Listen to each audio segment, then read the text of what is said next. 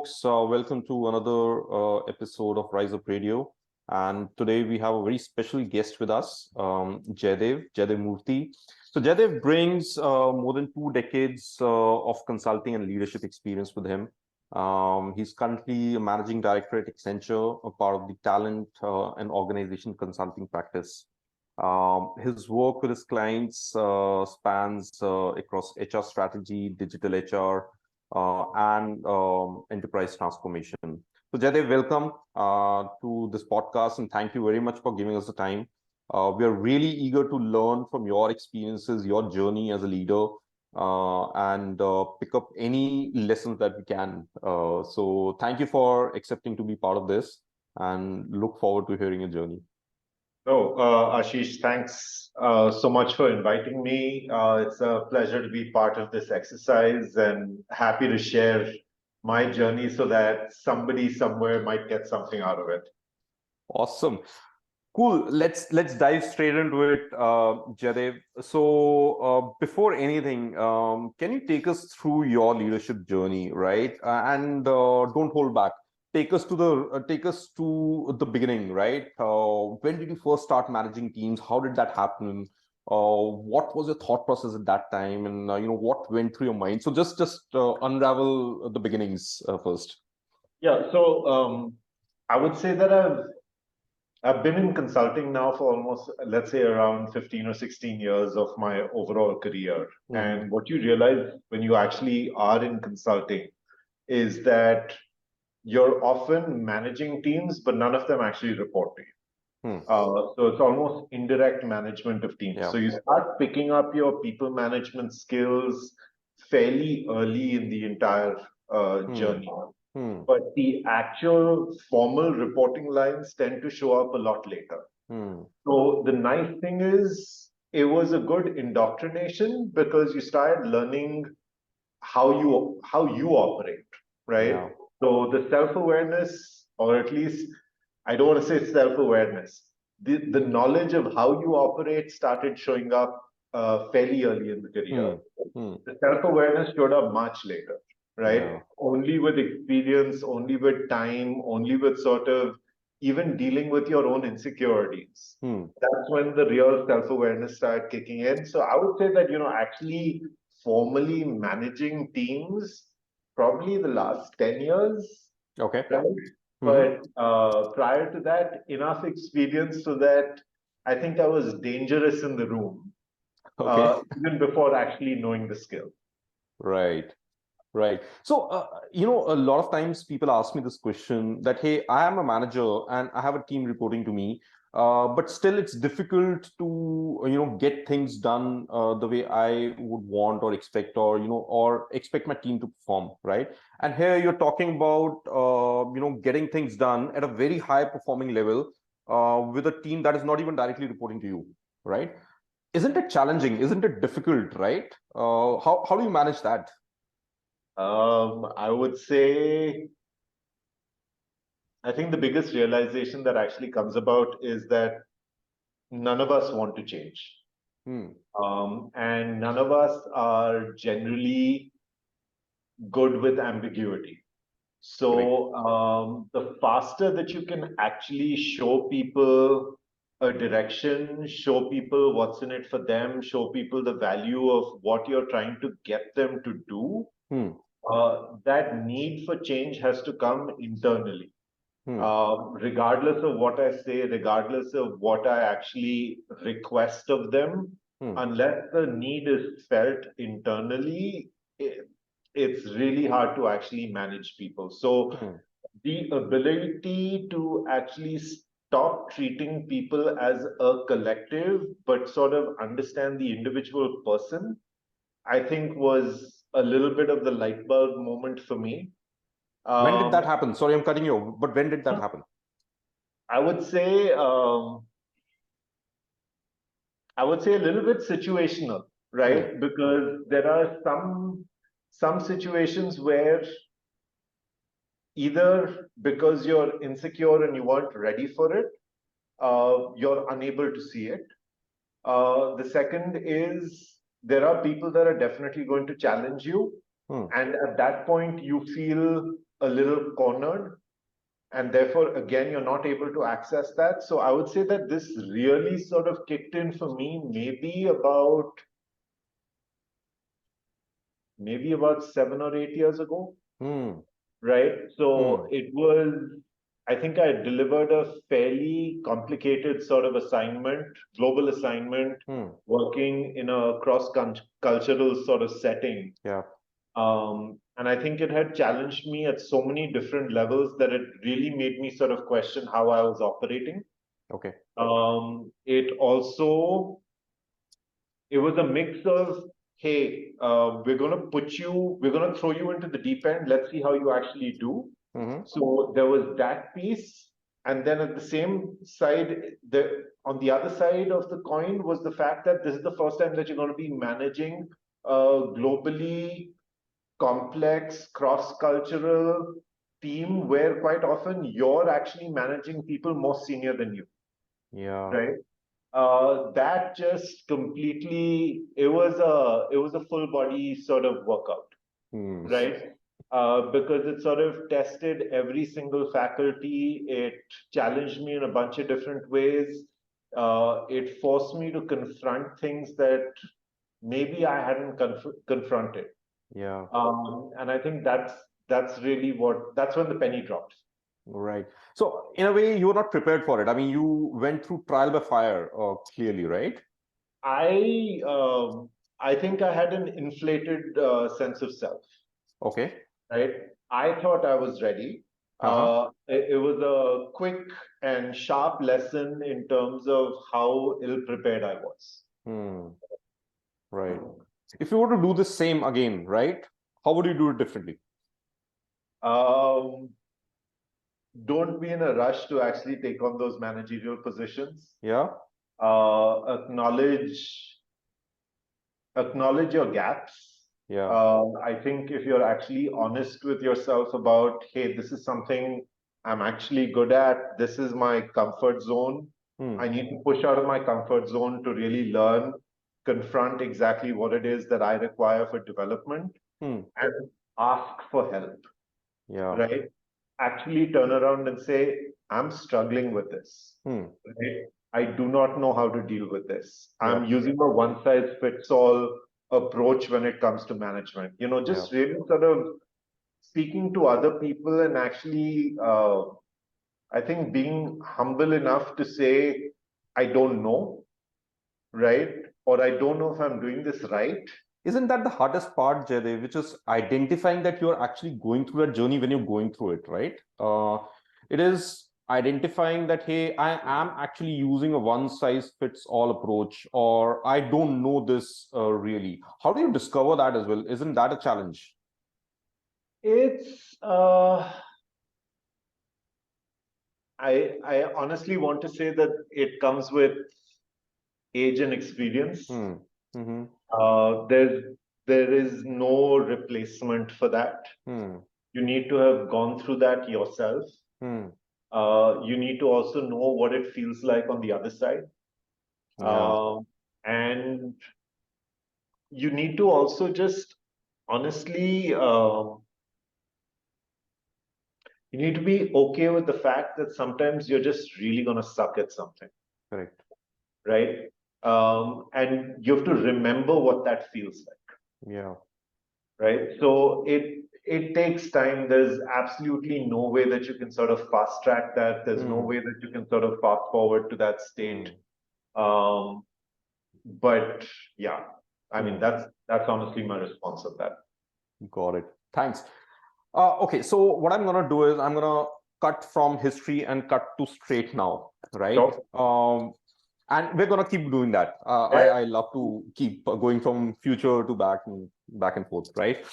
So, what are some of the core principles or values that guide your approach to leadership now at the moment, right? What are your core leadership principles by which you follow and you allow others around you to thrive and follow as well? So I don't want to say that they're maxims, but some of the things that I try and think about is, and it's about how I process things myself and also how I like to project myself when I'm dealing with other folks Mm-hmm. is you still need to be a sponge, regardless of how many years you've been at this, Mm-hmm. how long you've been doing it. Every individual needs to be understood. Every context is still going to be slightly different, regardless of how much you tell yourself that I've seen this before. Mm-hmm. And to have that humility to sort of accept that is really important.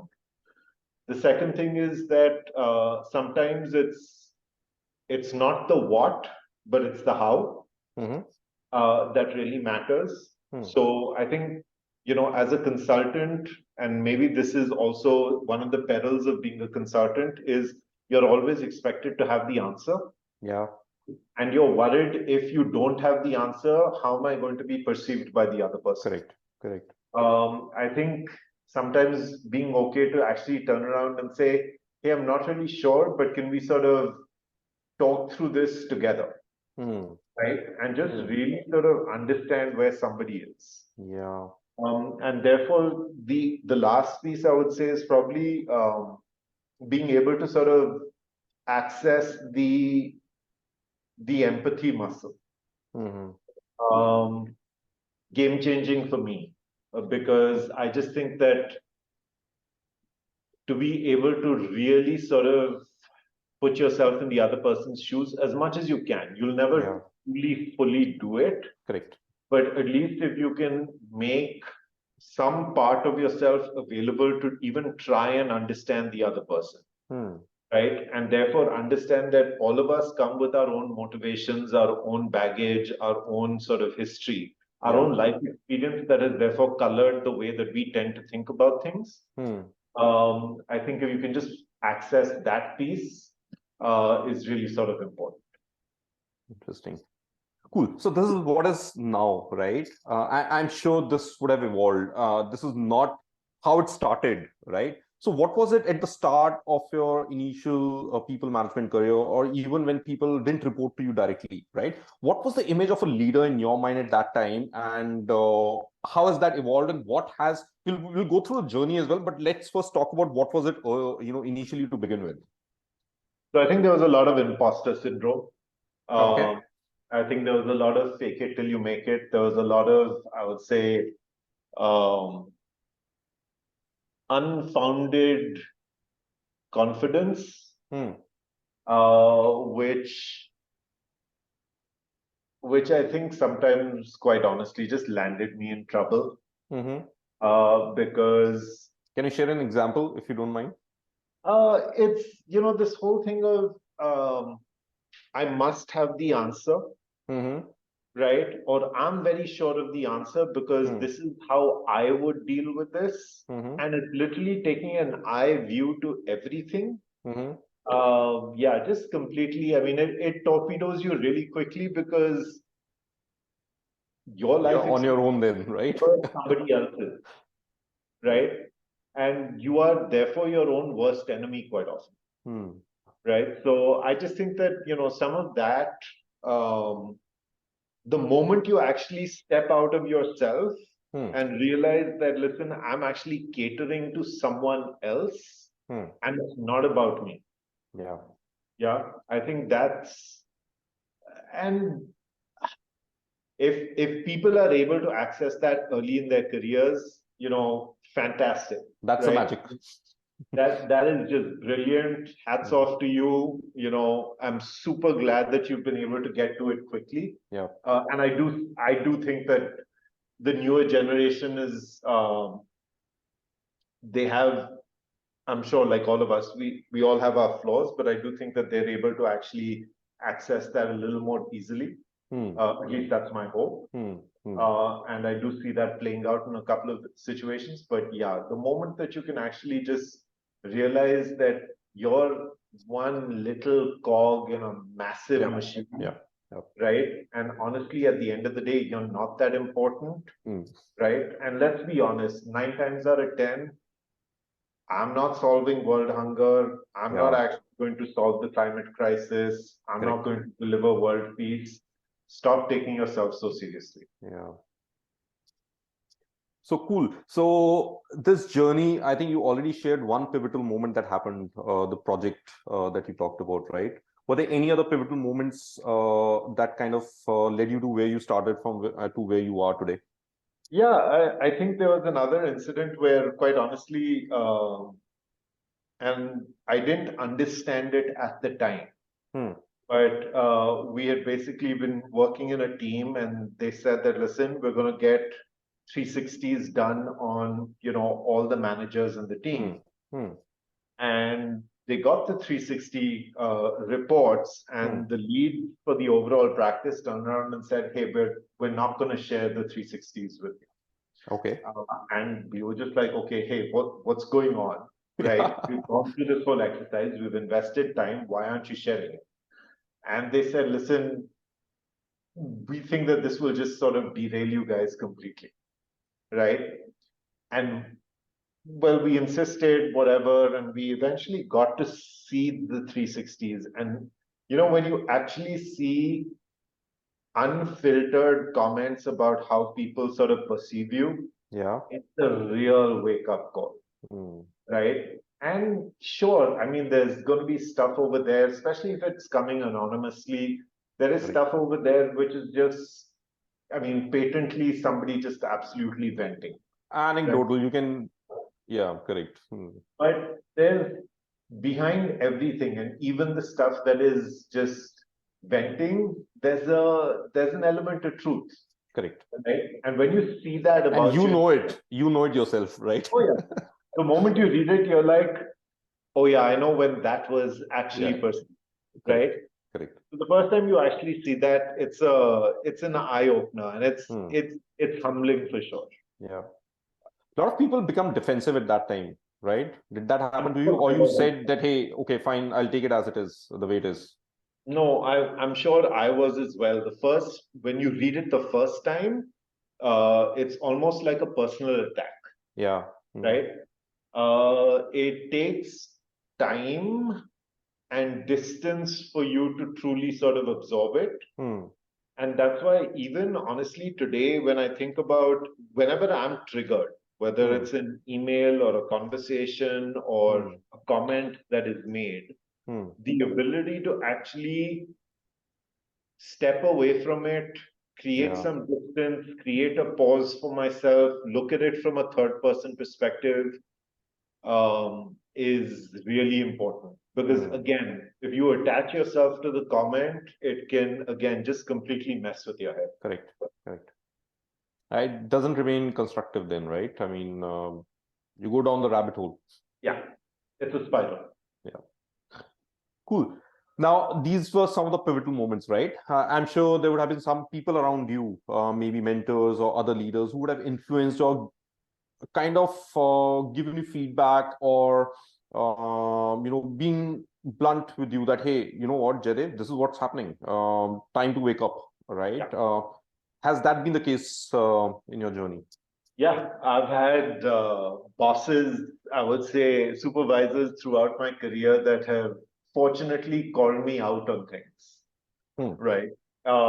And just like very early in my career, I had a supervisor who turned around and said that, listen, you're coasting, right? You're doing the bare minimum so that nobody raises a flag about you. But I can tell that there's so much more, and you're just choosing to sort of take it easy, right? And I was just like, okay, fine, caught me. I completely agree, right?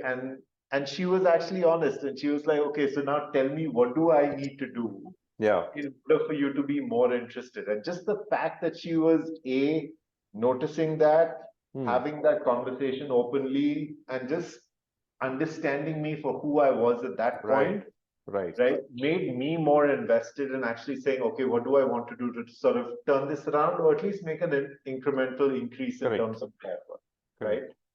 Then I've had another supervisor who basically, I mean, it was a challenging client situation, and the client, so I'm sitting there with my supervisor, we're presenting, and the client just completely tore us apart. right? Saying, hey, this is completely wrong. I don't agree with this. The data is all wrong. The analysis is all wrong, blah, blah, blah, so on and so forth. And at that moment, right, I knew what the answer was, but I think the client was reading things the wrong way. Okay. And I was about to actually step up and actually just say, hey, you've got this wrong. This is what we're actually trying to say, blah, blah, blah. But my supervisor over there just literally stepped in and said, hey, I'm owning this. This is on me, right? I'm going to actually sort of figure out what's actually happening here. And, hey, Jaidev, just sit down. We're not going to actually, problem solve in the room, right? And we got chewed out for that later on, right? I remember that cab ride back from that meeting back to our office. We got chewed out, right? But for him to actually just sit there in that room and own it, right? I've always thought that if you can actually show up for your team and if you can actually own the mistakes, regardless of what challenges you have, it just creates that respect factor in the team. They know that you've got their back regardless. Correct. Right, and it just completely changes the relationship. Correct. Yeah. Yep. Jaidev, I think you have been lucky in both these instances because especially in the first one, I think 99.9% of the managers would basically identify that you're coasting, but they would not come and tell you, right? It would just reflect in your performance reviews, and you would see the outcome of it, but you would never get an opportunity to actually course correct, right? And especially a manager offering you help to be able to course correct, right? So I think you were really lucky and special to have received both these instances. Absolutely. Awesome. So let's talk about failures, right? Now, these are mistakes that we talked about, but there are also failures, and we always tend to learn from failures, right? So any specific areas that you would identify as an instance of failure in your people management journey primarily, and what did you learn from it? I think one of the things that I think was really tough for me is we were a set of peers, and then out of that peer group, some of us got elevated. Right? Now, till yesterday, we were a peer group. Yeah. And then the next day, that entire, I would say, dynamic changes. Changed. Totally. It is hard to understand because I have been on both sides of that. I have been the peer that has been left behind. Well, not left behind. I think that's unfair. I'm the peer that hasn't been elevated. And I have been the peer that has been elevated. It is a challenging dynamic to manage. It requires an additional amount of tact to do that effectively. I don't think I actually handled it well. Okay. I think Which side? When you got elevated or when you didn't get elevated? I think both, quite honestly. I think both, right? You can easily mess up both. Yeah. And I think on both sides, it's the same things that actually show up, right? There's a certain degree of resentment saying, why wasn't it me? Or now that it is me, why are they treating me differently? Right? Correct. So Correct. it's resentment from two different angles, but it sort of shows up. Correct. If you're generally in consulting, I would say most of the folks that I've worked with in my careers, I would say are generally alphas. Right? And alphas do not deal well. They don't like that at all. Right? We're competitive. Maybe it's Absolutely. the Indian schooling system. Maybe it's the way our MBAs are sort of set up. But it's always about one-upping the other person. Correct. I think I'm the best in the peer group, so on and so forth. It took me a while to realize that everybody's running their own race. Yeah. Okay. Eventually, I would say if you're if you're adequately effective, Hmm. you'll probably get to where you needed to get to, Correct. right? For some people, that acceleration happens early. For some Yeah. people, it happens later. For some Correct. people, it's steady state, Correct. Correct. right? I think if you can just sort of accept your place in the world, Hmm. right, and not over rotate on that and understand, Yep. therefore, you're running your own race. I do not need to Correct. look to the left. I don't need to look to the right. I'll tell Correct. you, two words that to this day, Ashish, just absolutely great on me, and I hate it when I hear it in settings, is batch parity, Hmm. right? We hear it from B school students all the time. Hmm. We hear it from, even our own teams, Hmm. right? Where they're just like, hey, I was this batch, or I joined the firm at this time, Hmm. and this is when somebody else joined the firm. And I'm just like, Yeah. you are not the same people, Correct. Correct. right? Can we stop looking left or right? It's human nature. I understand it, but it just is a complete derail. Been there, done that, Jaidev. I know. We all We all have. have. Correct. Oh, awesome. Awesome. All right. So you're a coach yourself, Yeah. right? And let's say somebody comes to you on either side of this spectrum. What would you tell them? How to handle the situation? I think you have to actually just process your own feelings first, Hmm. right? Forget everything external that's actually happening, Hmm. right? You need to fully accept what's actually going on in your own head. Hmm.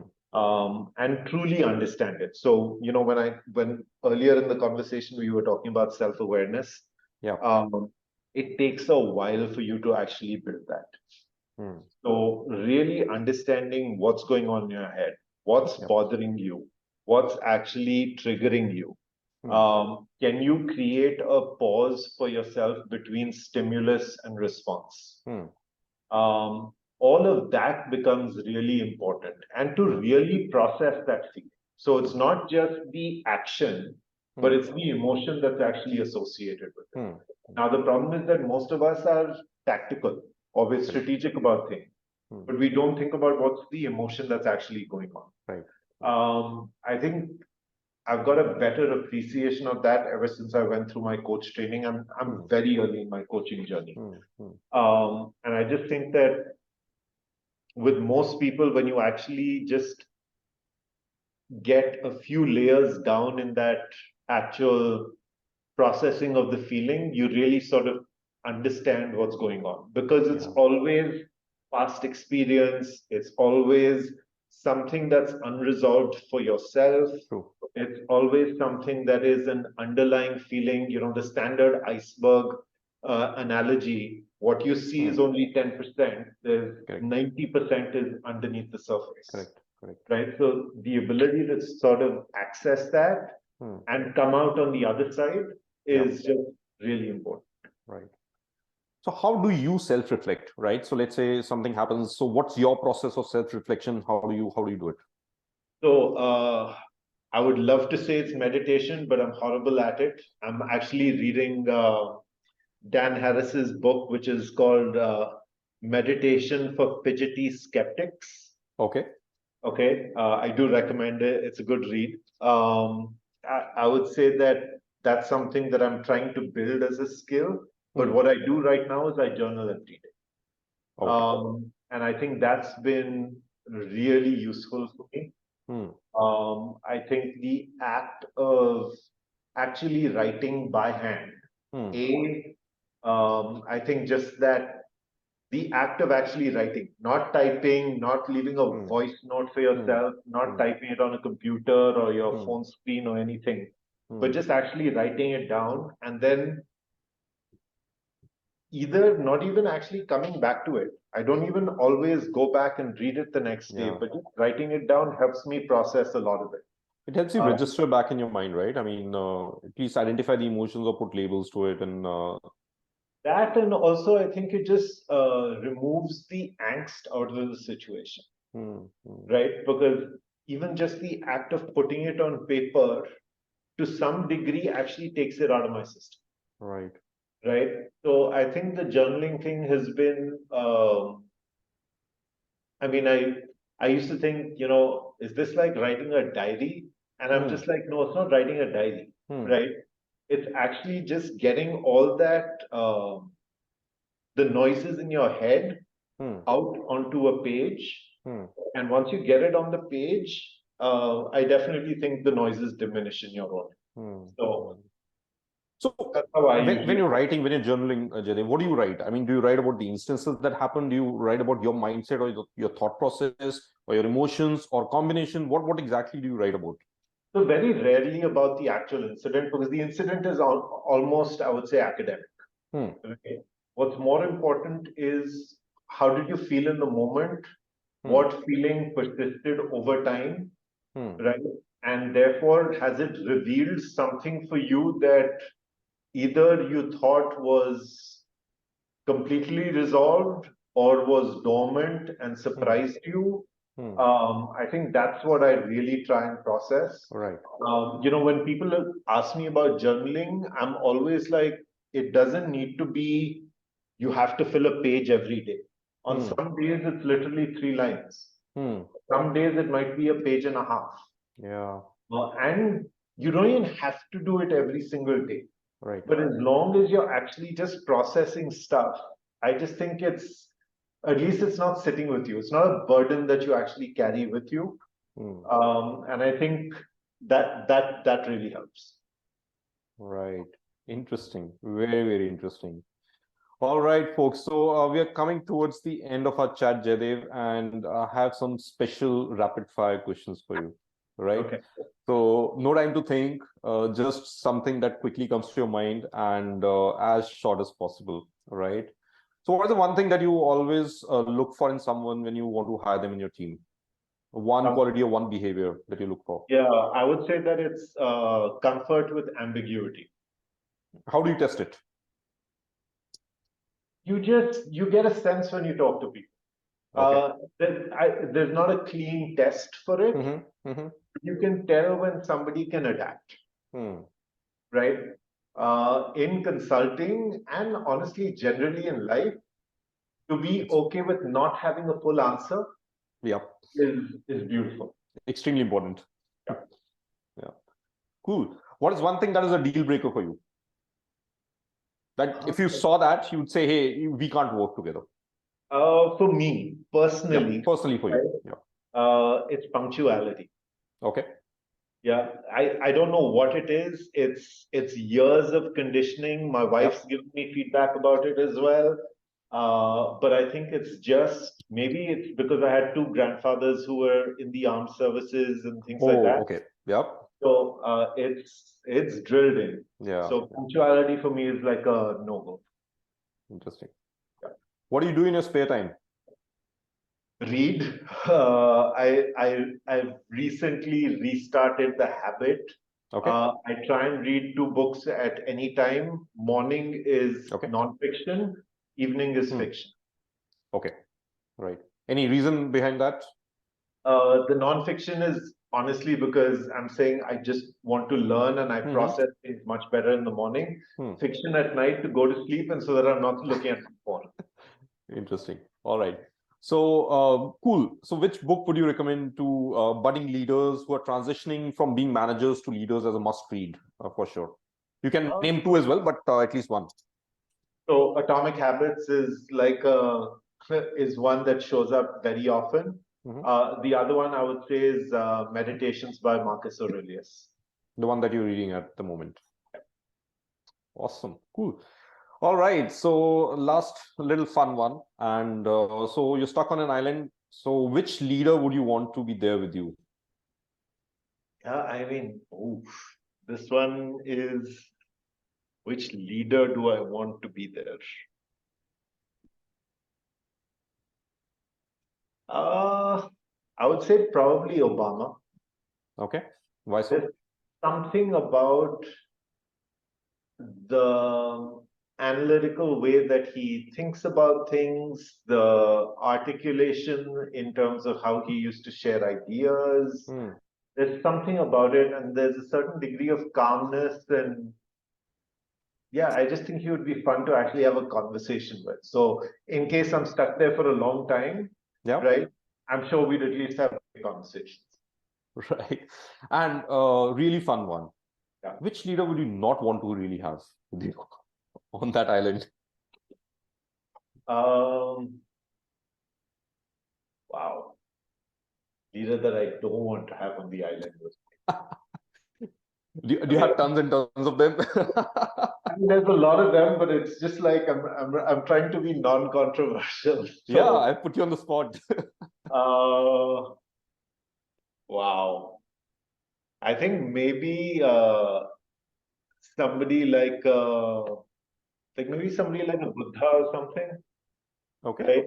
I just think that I mean, he'd be just meditating the whole time, and I'd be like, this isn't really helping. Hmm. Yeah. Yeah. Cool. Awesome. Thank you so much, Jaidev. I really love this chat, and I'm sure our audience is gonna love it as well. Personally, for me, there were so many learning and pivotal moments, and on the other hand, so many relatable moments as well. So thoroughly enjoyed our chat, and thank you so much for your time. No, thank you for this. I think through the entire conversation, you've definitely taken me down memory lane. You've definitely reminded me of a lot of things that maybe I don't think about as often as I should. Hmm. And it was nice. It was nice to actually go on that journey and just realize potentially how far I've actually come, because sometimes I Hmm. don't think we give ourselves credit for that. Yeah. So maybe time for your own book Yeah. Maybe. one day. Yeah, All right. Thank you so much, Jaidev, and have a nice day ahead. absolutely. Thanks a lot. Thank you.